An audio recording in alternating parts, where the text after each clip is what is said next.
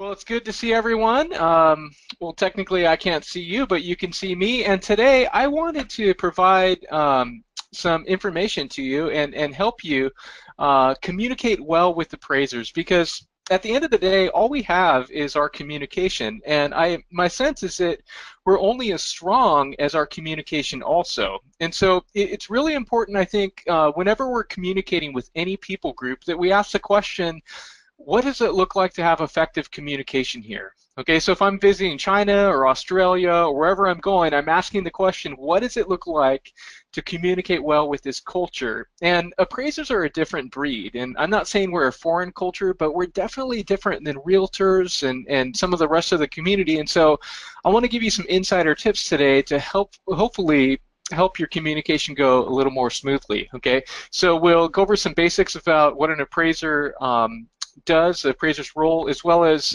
tips for communicating well before, during, and after the inspection. So let's dive in here. So let's remember an appraiser's job. I just want to remind us real quick that an appraiser really is an independent third party. And so an agent is going to want the best possible scenario for the buyer, for the seller, but an appraiser is taking a different angle and really having an unbiased, no skin in the game approach to the transaction. And so let's remember that the appraiser's job isn't to hit the contract price, help the deal close, help neighborhood values, help the owner buyer, help the loan officer. And so you kind of get the sense that an appraiser's not a helper. And I just wanted to remind us of that, and that in truth is that appraisers measure the market. They're just like a ruler. Okay, we don't make values go up, make values go down. We're simply interpreting what the market's doing and calling it like it is. Okay, really, of course, if it's a good appraisal. I had an agent tell me recently, said, I don't know how you're going to appraise this one at $347,000. And honestly, I didn't either, because all the comps and all the pendings and all the listings besides this one were about 320 to 325. And so I just want to remind us again, as we jump in, that appraisers aren't magicians. We have to support the value that we say exists, and so there really has to be data for that. Okay, so the thing is, though, you work so hard on your transaction, and you spent money, you spent time marketing the property, and sometimes when I show up to an inspection, then I hear one of these statements. There's this little bit of pressure to kind of hit the number and make it work, and so I might hear, I'd be happy as long as it appraises for at least the sales price. That's sort of the thing at the end where the agent shakes my hand and then drops one of these. Or do your best to get value as high as possible. Or the market's been on fire. You shouldn't have any trouble with this appraisal. Or I'm not worried about this one coming in at value at all. Or I never say this, but if you can work some magic this time, you will be my hero. And wonderful, because I've always wanted to be someone's hero. If this doesn't appraise, the seller is going to go into foreclosure. I would be shocked if it didn't appraise. I really hope this works out. No pressure or anything. The son has cancer. It's been really hard on the family, and the last piece to wrapping up this transaction is the appraisal. I had someone drop that on me a couple years ago. And last but not least, I don't want to ask you to do anything unethical, but just do your best. And so usually when I share this with a crowd of people, agents will start laughing, and they'll chuckle and think, oh shoot, I might be saying some of these. But then at the same time, there's mixed results where some agents will think, well, come on, this isn't that big of a deal. It's normative to say these things. And okay, let's think about it though first from an ethical standpoint. If the Department of Real Estate or the Bureau of Real Estate was with you on the inspection, would you say any of this? No. And so that's how we know that there's an ethical component here. Okay, and so we wouldn't say those things because I think they might come across as trying to coerce the value.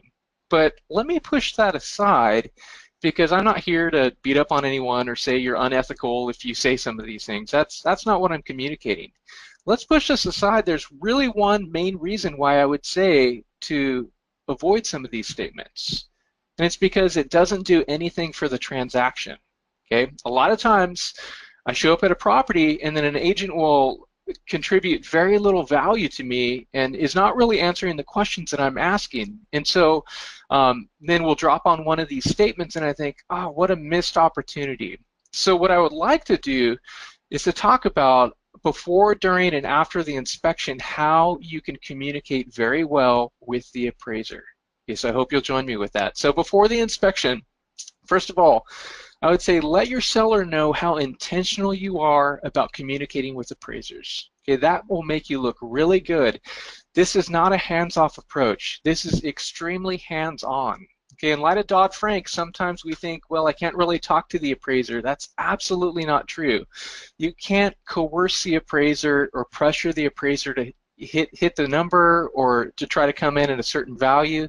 That's always been off limits, okay? But you definitely want to be intentional about communicating and telling the story of the marketing of the property. Decide to make a great impression on appraisers. And this is a really fantastic tip. We have a market where I think sometimes there's animosity between agents and appraisers, and I would just simply remind everyone, be professional. It's such a good look. It's very attractive. Okay, choose to have a positive attitude and leave any appraisal baggage in the past. All right. So, what can we say? There's going to be some appraisals that don't work out so well. Unfortunately, just you got to be emotionally fresh. Leave that in the past. If you're tempted to rant about the last appraiser who was an idiot, I would just say, don't do that. Because imagine if I showed up on the inspection and I said, you know, the last realtor I talked to, what a complete moron, right? Doesn't look professional for me, but most of all, it doesn't do anything for the transaction, does it? Okay. Before the inspection, also I'd say choose some competitive sales. These are properties that you use to price the property.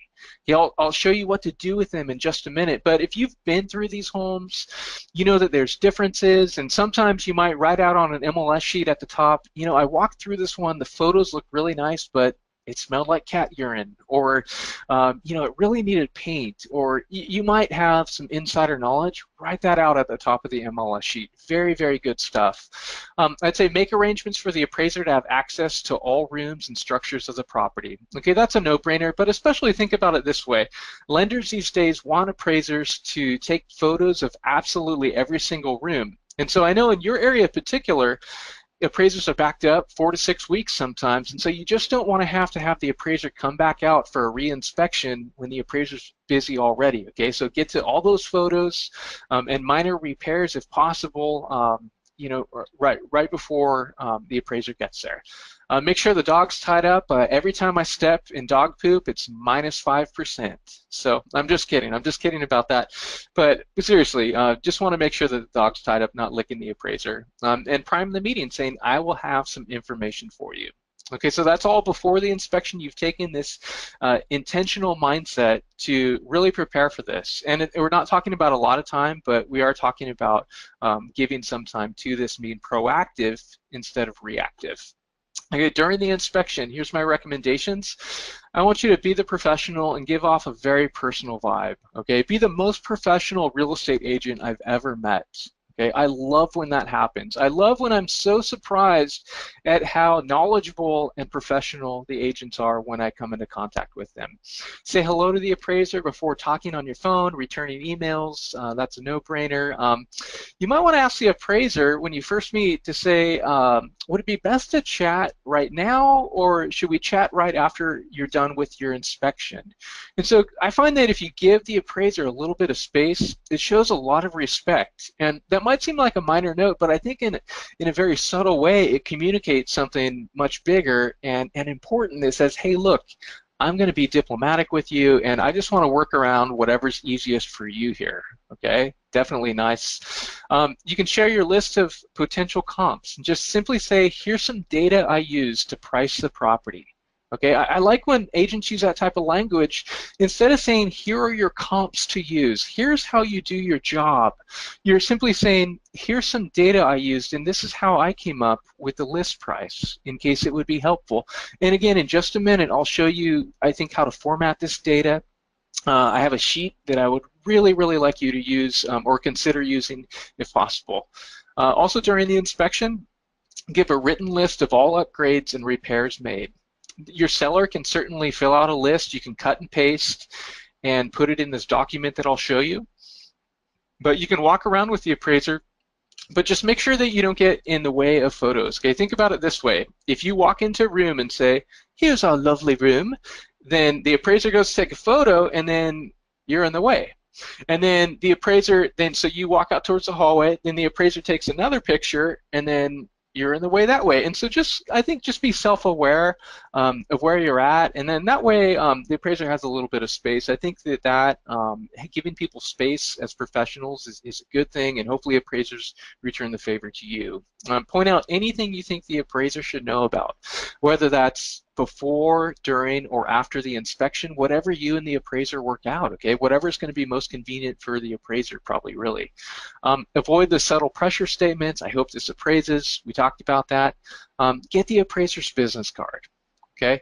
And then share insider information. As an agent, you've given birth to this escrow, okay? You've been with this property for maybe it's 30 days, maybe it's 90 or 120 days, however long it's been on the market, okay?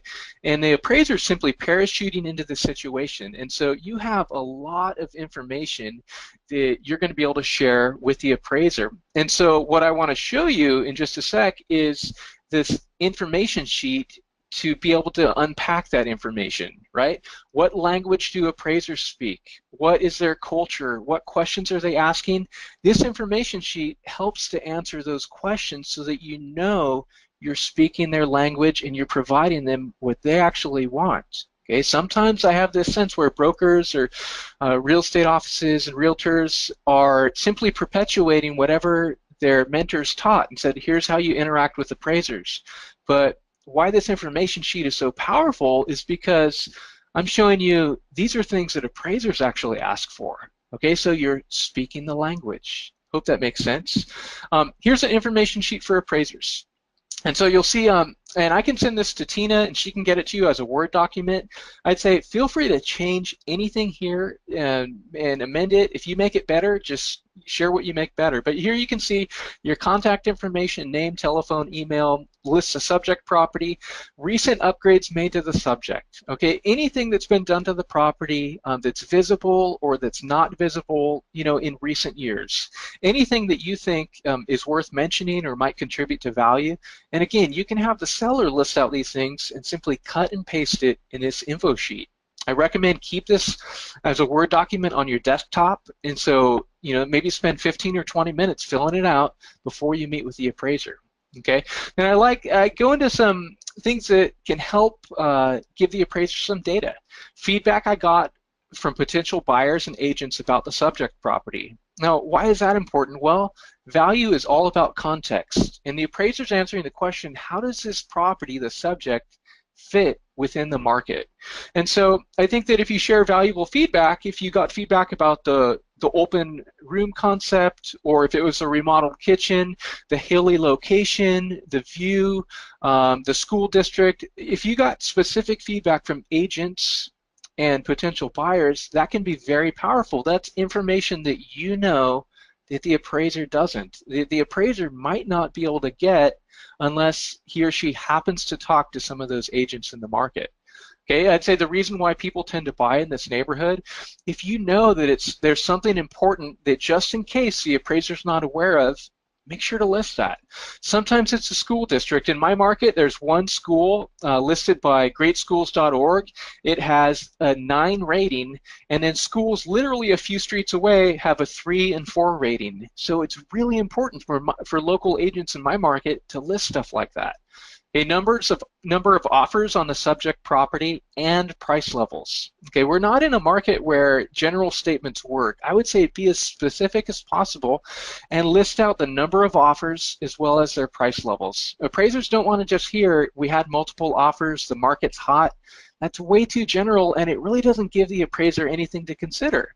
And so if I'm appraising something and I'm pulling up my comps, obviously I'm going to give a lot of weight to the sales, a lot of weight to the pendings, but if I also know that there were 7 offers on the property ranging from 500 to 520,000 and we're in contract at 510, I mean, those are important details. Okay, remember, just because there's multiple offers doesn't always mean that value's there. Sometimes when buyers are spending very little money of their own, they'll tend to offer whatever they can qualify for, Or they'll feel like the market's competitive. I'm just going to offer at list price even though the list price is too high. But sometimes multiple offers can help push an appraiser over the edge and look and see, wow, it looks like there's a very strong and compelling case for value here. The sales line up, the pendings line up, you know, right around 510, and gosh, there were 7 offers. That's very powerful information, and that's data that the appraiser can consider. Make sure that it's honest, of course. Some agents, sometimes I'll say, well, email me the offers. I want to see them because I'm not sure if I'm being told the truth or not. Okay. The reason why the seller selected the buyer's offer, again, you're just telling the story of the property. Sometimes it's not the highest offer that's accepted. Sometimes a seller and buyer make a connection, or sometimes there's something significant there that the appraiser might want to know. Okay. Sales or data used to establish the list price. Okay. And here's the beauty. I told you before, print out some sales and listings you use to price the property. You can write out notes on top of them if you want. Then you can list those out here, or you can simply attach them to this information sheet. Now, if the appraiser says, hey, I don't want you to influence me in any way, I don't want to see your sales, then that's fine because you have this other information. Valuable data, you say that's okay, because some appraisers are going to feel strongly about that, and you know, I respect that. That's okay. That's not the way I practice, but I don't know that there's a right or wrong answer here, but ultimately you still have this information sheet. You haven't just brought a stack of so-called comps. You have this information sheet that's addition, and you can just hand it right to them. Okay, so do you see the power of having some separate information? What's been happening in the neighborhood market, anything you think is worth noting? And then the last one is other information to know about listing history, subject street, or neighborhood. Okay, so think about it this way. If there's something that you know about the property, maybe there was an addition and it was done with permits, but tax records never reflected that addition for whatever reason, list that information there. Okay, list anything that you think would be pertinent to value. If there's a casita or in-law quarters and it rents for $1,200 per month, and it, you know, it has a 5-year lease or whatever it is, I mean, let appraisers know that. Okay, that's valuable data. Okay, and really, here's a great statement to get used to saying. I shared those subtle pressure statements, and you know, hey, just do your best to make this happen. The market's been hot. You won't have any trouble with this value. That stuff is old school. Let's let that be in 2005. And I think a new way of thinking is to be specific, to share actual data that appraisers want to speak their language, but a statement like this is something that I would recommend saying. Appraisers normally ask me questions like this, so I answer them for you to be proactive and professional. Would you like this information? Okay, so you're coming across very, very professional, and you're being very proactive about sharing information with the appraiser. Here's my sense. Sometimes agents take a very hands-off approach, and then they don't share any of this information until the appraisal comes in too low, so to speak. And then all of a sudden, it's a race to be able to share all of this information that you could have shared in the first place. And so in some senses, I think that we could be more proactive in real estate to share the type of information that appraisers want, and that might actually help you out in your transaction. Okay, after the inspection, wait, hope, and pray. Okay, I'm kidding about praying, but email the appraiser. You got the appraiser's business card, say it was nice to meet. If you need anything else, feel free to reach out to me. You can email, text, or however you prefer communication. Okay, the appraiser probably has several days or a week, or maybe in your area, maybe the appraiser even has a month to complete the file. And so just make sure that you don't call or email multiple times. You don't want to harass the appraiser. After the inspection, so you pour a glass of wine, you light some candles, right? That's what agents in my market do. They just sit down, they think, this is amazing. I have this document, I'm going to tear into it, 35 to 40 pages of data, right? No, of course not. So you look for one thing in the report, and it's the value, right? That's the first thing that we look for.